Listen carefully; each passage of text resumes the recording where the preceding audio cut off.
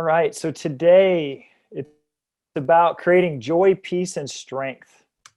So I'm a Tony Robbins fan, and one thing that Tony Robbins is famous for is that 80% of your success, 80% of your success is your emotional state of being, and only 20% of your success is your strategy. When I first heard that concept, I didn't believe it. And then I started to apply the thinking here a lot more. And the thought is, if I'm in a really bad mood and then I try to do any type of work, my work is going to be really bad. And if I'm in a really great mood and I try to do any type of my work is great. If I'm in an incredible mood, then everything I touch today is incredible. And that's what we're working on today. So if the news and the media and any type of thing that you're thinking causes fear, anxiety, or worry, then the work output or who you are as a parent, who you are as a spouse, who you are as a friend, you're not that great. If you're in worry, fear, and anxiety, anything you touch today is not going to be that positive. And in a time of uncertainty is a time that it's okay to be in worry, fear, and anxiety. But it's better to recognize that you're there and change it. We're going to talk today on this presentation about some strategies on how to counteract those negative feelings. Negative media. Joe Kavanaugh started by saying he turned on the news for just 10 minutes last night and he started to feel with worry. And that's the opposite of who Joe Kavanaugh is. So obviously you have to protect yourself. Stay on the cutting edge of what's going on with the CDC, but don't stay on your Facebook feed, on your Instagram feed. Anything you're doing to stay on the news is going to pull you down from that positive state. Rituals are so important during uncertainty. So the best safeguard against any virus is your immune system, and few things compromise your immune system more than stress and worry. So you need to invest your time in things that de-stress you. I'm going to go through my rituals. This is my rituals through COVID-19. This is what I've been doing every day. This is my schedule, even Saturday and Sunday. Every day I wake up at 30 a.m. That means that every night I go 9 p.m. I've been doing this type of a ritual for, 3 years or so. And it's been every day for years, and that's just I'm not changing it just because I don't have to get up and put clothes on to go to work every day. The next thing I do is I journal 3 things that were wins from yesterday, and then I journal 3 things that from yesterday specifically I'm grateful for. This journal on the right hand side here is a journal that was created by Rachel Hollis called Start Today, and I use that exact journal to start my day. The point of thinking of yesterday, 3 things that I won at, and sometimes they're pretty mundane. Sometimes it's just I played with my kids and I was really joyful and in the moment. That's a win for me some days. Some days it's I had an inspiring conversation and I lifted somebody up. That could be a win from today. But when I'm counting my wins the next morning, it means today I have to look at the things I'm doing well instead of look at the things that are going wrong. And our minds will always find what's going wrong. The hardest part is finding what's going right. Let's move to the next one. Write down your top. Every day I write down my top goals. Every single day I use and I write my top goals out. I write 10. Again, it's right in this journal. The Start Today journal has a space to write 10 goals. By writing down the goals that you're going after, you're already focusing on a future that's better than, instead of focusing on a present or a future that's present. The next thing I do is I read something inspiring. I do that every day. Read something inspiring. Sometimes it's only 10 or 20 minutes. Usually it's 30 minutes to 45 minutes of reading. The 5th thing I do is I do this exercise from Tony Robbins called priming. You can Google Tony Robbins priming. It's a 15-minute guided meditation, and Tony takes you through breathing and then gratitude and then visualize strength given to you by God and the universe, and then visualizing success. And then the last thing I do to finish my morning ritual is I exercise.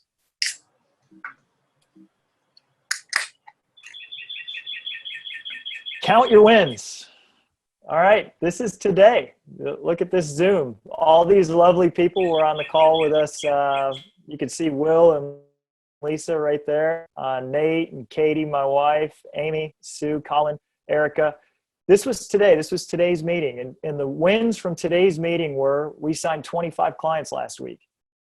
7 of those were new listings that hired us last week. Our agents spoke to 1,389 people last week. We set 8 appointments last week.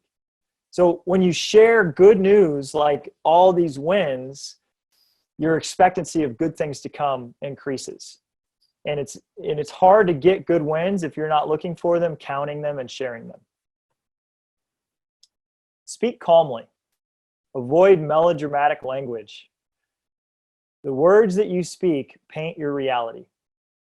If you use words like crisis, traumatic, devastating, if you start to use those words, your world is in a crisis, your world is devastating, your world is traumatic. If you use words like love and positivity and optimism, then you start to see love and positivity and optimism.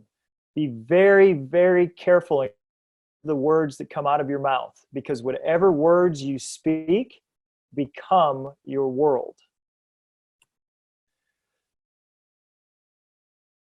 Just a couple more points on my presentation, throw it out to the group here, get some feedback.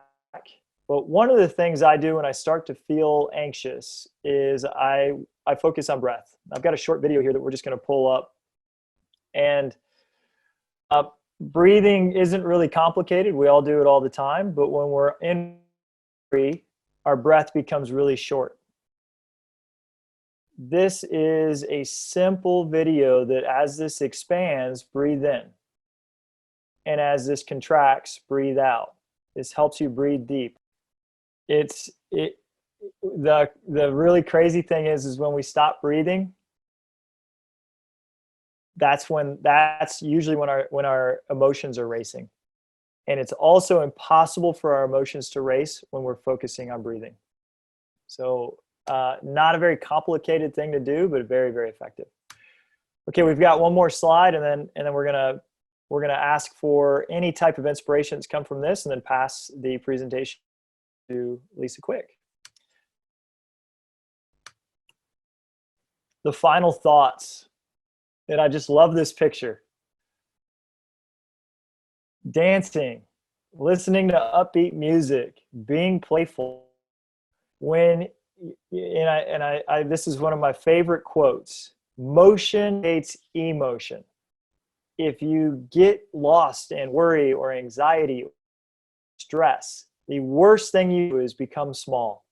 The worst thing you can do is sit down or lay down and become small with your shoulders and shrink into yourself, because that type of shrinking it only enhances and makes that move longer. If you want a new emotion, have motion. And the simplest motion is a smile on your face will create a smile in your heart. And if you really want great emotion, go for a walk, go for a run, exercise, turn on loud, upbeat music, not downer music, upbeat music. Start to dance. If you dance, it is impossible to be in a bad mood when you're dancing like crazy.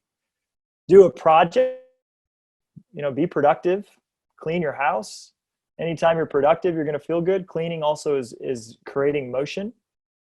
Laugh for no reason at all. If you want, write this down. You can Google laughter yoga, and there's all kinds of videos just laughing for no reason at all other than they want to laugh. And that's a way that you can immediately change your state as well. And the last thing is remind yourself that life will go. Every single hard time that the country has faced, the world never ended. World War I, World War II, Vietnam, 9/11, 2008, coronavirus. They're all the same. Something happens and the world goes on. And then the thing that always follows winter is spring. What always follows night is dawn. And so just remind yourself that this too will pass. And I'm going to do everything I can today to stay as positive as possible. The alternative sucks.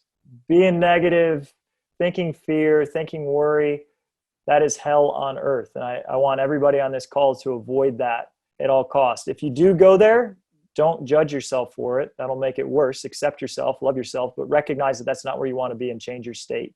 And we've given you some actionable steps on how to do that. Okay.